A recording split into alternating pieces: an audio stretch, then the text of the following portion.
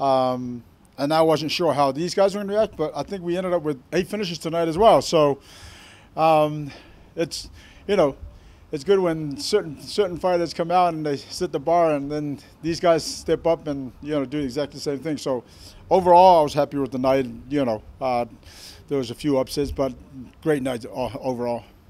I want to get your thoughts too. Like Francis and God obviously said cage side tonight. God feel great having him here in Atlanta. Right. What were those conversations like cage side? What do you think of the fights tonight? What can you tell us about what he thought of the fights? Oh, no, he enjoyed all the fights. There were certain fights, like for example, when Marcelo was fighting, he yelled out for Marcelo because, you know, Marcelo would train with us from time to time, and Francis would train with them from time to time. So, you know, they've known each other from that. And even when Marcelo walked past, you know, he said, "Yeah, let's get some training in together again." So, yeah, he was, you know, definitely rooting for certain people there, but he enjoyed it. He had fun. Last question for me, Biagio, Ali Walsh, obviously another big-time performance tonight. How close do you feel like he is to turning pro? Where do you feel like he is in terms of his career, his development? That's funny you asked that because I had a conversation with him, I want to say maybe a month ago. And, of course, you know, for us it's just building him right? Because, as you saw tonight, he has all the potential to, you know, create his own legacy, if you will. And so I think he wants to have a few more amateur fights and then turn pro. So there's a possibility that he may turn pro on our first pay-per-view card. But again, you know, that just depends on him when he's ready, you know. So I believe that he wants to fight again in August in the playoffs. So, you know, I got to sit down with him and chat and his team and see where his head's at, and we'll go from there. Thank you. Ray, you're defending women's champion. Looked amazing. Just what did you think of how Larissa brought it tonight? Yeah, you know, it doesn't surprise me, put it that way. Larissa is so aggressive and dominant in what she does, right? And tonight, the way the fight turned out, it wasn't a surprise at all. And I've had people ask me about it, and I think it's one of these things where Amber had to kind of use her reach, stay on the outside, and see if she could, you know, create something from the outside. But with that kind of pressure and that kind of punching power, it's very hard to do. And, you know, and the outcome of the fight was the outcome. I'd like to ask you about Dennis Goltsov, who also got first-round finish. I know there's a lot of attention on the main event with Right. the Francis component, but you got a guy who's now been top of the leaderboard multiple times. Right. What do you think of him and going into the playoffs? Oh, I mean, it's great. I was talking to him and his team, and they're really happy about it. Obviously, he's been knocking at the door for a while now. And I think this is probably his best opportunity I mean, listen, every fight is a dangerous fight. But, you know, he's going to have to come out and perform in the playoffs and try and get to the championship and then go from there. But I think he has a pretty good chance of getting there this year with, you know, the results that he's produced and where the actual league has fallen in terms of who came through. So, no, I wish him nothing but the best. Finally, we did get to speak to Francis earlier, and we were talking about it, a PFL pay-per-view that features both him and Jake Paul. There's a lot of money, a lot of business, but he said, you know what? They got something cooking. Can you let him into the kitchen? That is, yeah, we got something cooking. It's in the works. Right here in the picture. Hey, Ray, congratulations on Thank you. Great night, my man. Okay, Francis, John there, you're right there in the middle. Yep. Tell us a little bit what they were talking about, a little intimate conversation. Yeah, you know, they had nothing but respect for each other. They both, you know, said what they wanted to say. They both want to fight each other. And then I believe Francis also said, brother, my advice to you is don't let the system dictate what you do. And so, you know, I think John was appreciative of that kind of, you know, feedback, if you will. But, you know, I could sense there was a lot of respect there. They both want that fight. Jones' advice to him is he's got to make sure he wrestles and does jiu-jitsu. But again, it's really cool to kind of like be right in the middle of it and see the respect that they have for each other, because they both know, any given day, if they were to face each other, I wouldn't know who would come out on that fight, because they're both high-level athletes, and so it was cool to see that kind of respect between the two. Right. All right. Amanda Nunes just retired from the sport. Kayla's been off most of this year. Cyborg hasn't been around. What can the PFL do? I think Larissa right now is the best higher weight female on this planet. What can the PFL do to maybe shine more light on her? Is it just her going back to back and winning 2 titles? Do you think that will get her over that top? Yeah, I think that's her first goal, is obviously to become a 2-time division champion.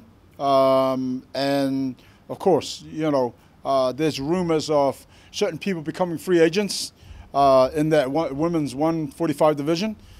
And I'm right here. I'm right here. Very cool. I'm ready to sign there, whoever becomes available. Last one for me. Your heavyweight champion of last year had an injury, won tonight, but will not move on to the playoffs. Right. Is there anything you think in the future maybe of a little champion clause of them kind of already getting to the playoffs? It seems like he's missing out just due to an injury. Do you think that's something that you guys can work on going forward? I get where you're going, and I appreciate that, but it's one of these things that if everybody's got to earn that spot, the champion has to earn that spot again. Do you know what I mean? Because it's I truly understand what you're saying, and there could be something moving, in the future where the champion could fight, but also maybe has the playoff spot to be in the playoffs rather than being in the does that make sense? Right, yeah. Those are great ideas. But again, it's just one of these things that I got to sit down with the team and see where that goes, and once this season's is over. But yeah, no, I like that mindset as well. But he's still got to earn that playoff spot. I mean, the championship spot in the playoffs. Yeah. Great night. We missed it on the courts yesterday. Thank you. I'm still working on my shoot. So we're going to go Sullivan and then Jen, and then Undisputed. Great night overall, great fights, but let's go back to the Francis John Jones facing up there. Pre to this fight, when you guys are sitting in your office and thinking about how this night is going to turn out, did you expect it to look the way it turned out like that? Well, our expectation is high, right? We always look to kind of set the bar. And again, like I said earlier, the guys the light heavyweights and the featherweights set the bar when everybody came out. Again, when I have this fighter meeting, I make sure that they know that this is the last opportunity for them to earn those points to get to the playoffs. So I think it gives all the fighters that urgency where to come out and try and finish to try and get to the playoffs. So again, we always expect the highest of things to happen. And the last 2 events, as you've seen, it's lived up to it. Bringing Francis over, do you feel like you guys have cashed in a viral moment with him facing up with John Jones? It's one of those things where it just kind of like, it just happened organically with Jones in the cage, Francis out, they were going back and forth. And it was so, again, I go back to being in the middle of that. I mean, it was just good to see these guys at the highest level of the sport.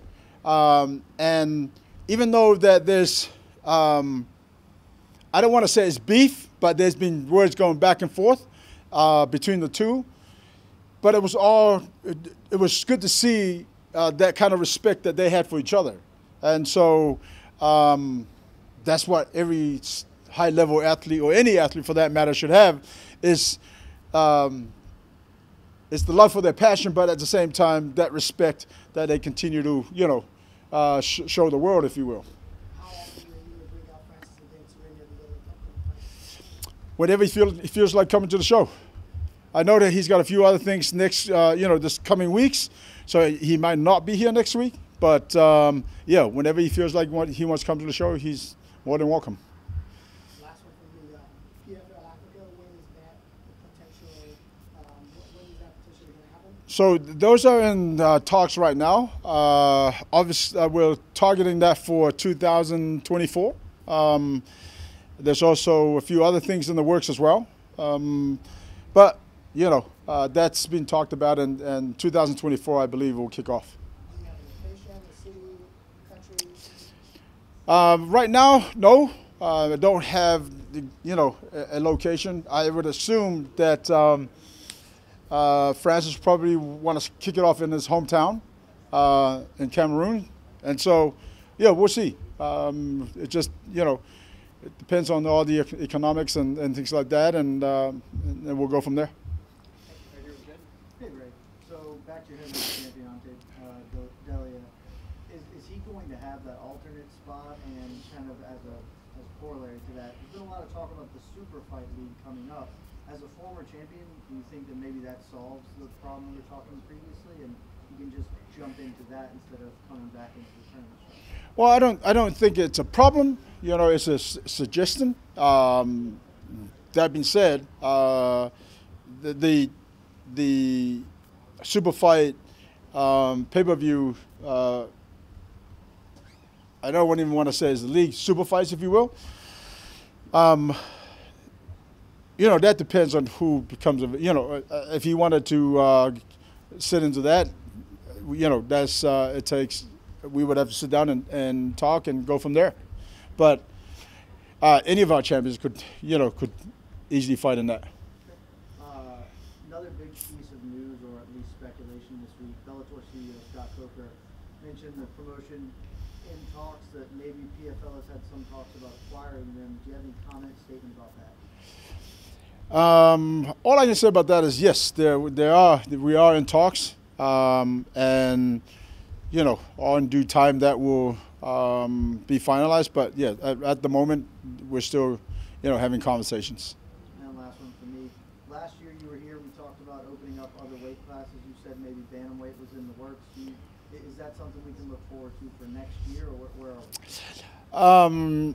Yeah, again, that's, you know, that's still in discussions, and I want to say that decision won't probably be made until after the championship. So we're just in November, and that's still a long ways away. But yeah, I don't think that decision will be finalized until after the championship. Thanks, Ray. Thank you. What's up, Sugar Ray? It's George Kennedy with Undisputed MMA. I want to talk about Aspen Ladd and just her impressive victory with like 10 seconds left. Right. I wanted to get your reaction. Like, have you ever seen anything like that? Like, because I mean, literally, it looked like she had no time left to secure that armbar, and then like right at the 11th hour, she goes belly down, right, hits her with a couple of hammer fists, and then all of a sudden tap out. Like, how crazy was that for you to see that? You know, I see it all the time. For example, Jason Pineda last week, right? Yeah. I think he had that first round to win by a stoppage. Otherwise, his chances of being in the playoffs wasn't going to happen, right? He comes out and does exactly what he does. You know what I mean? And so, yeah, I've seen this from time to time, and good for her. Unfortunately, you know, because she had lost to the girl that she had the same points, then that Olena actually gets that, what do you call it? Gets that step ahead of her because she had lost to another fighter that had 5 points also. And my last question is, we talk about the finishes. There were two very impressive finishes tonight at heavyweight. Dennis, you know, right, a really good-looking knockout, and then Hennon, you know, gets his knockout, but Hennon gets the fight of the night. Like, I was just wondering, like, when y'all were making the decision to give KO of the night, I was like, man, those were two really impressive knockouts. Like, what did it narrow down to really say, like, okay, Hennon, we're going to give it to Hennon because, yeah, you know what I'm saying? Like, he well, had a more impressive knockout. I mean, I didn't know who kind of came up with that, made that decision, but if it came to me, it would have been both guys. Right. You know what I mean? The knockouts were exactly almost, well, one was a left hook, the other one was a straight right. Absolutely. You know what I mean? That being said, I mean, they both put on good good knockouts, and both won the way they did, and hence the reason why they're both in the playoffs. Design with the undisputed world of MMA. Understanding you're looking at getting Bellator. I've always wanted to see fighters be able to fight like they do in boxing and have the belt in different, say, companies per se, or with different titles. Are you considering something like that? With MMA, where they can be champ at Bellator and have the belt with the PFL as well? It's a good question. I actually haven't thought about it in that sense. Right now, for us, we're continuing to build PFL to get to the highest level of the game and the league. Yeah, but it's something that we could possibly look at down the road. But right now, as it stands, for us, the main goal is to continue to elevate the PFL brand, and of course, continue to sign the best fighters that become available. Thank you. One more. Robot, I know last year when I was at this event, it was a good event. Right. But now this year it's kind of a lot bigger. Has your expectations kind of been met for MMA because you see it as a growing market for MMA? Here in Atlanta? Yeah, absolutely. Obviously there's more and more fans, and this venue is an amazing venue. We talked about this last week as well. And we're happy with everything that, in terms of not only bringing the show here, but the response. I think, we could make this a must-go place moving forward. So, yeah, no, we love it out here. Thank you. What's that? Buy a crib out there. Any more questions for Ray? All right. Thank you, Ray. Thank you. Thanks, Chris. Appreciate it.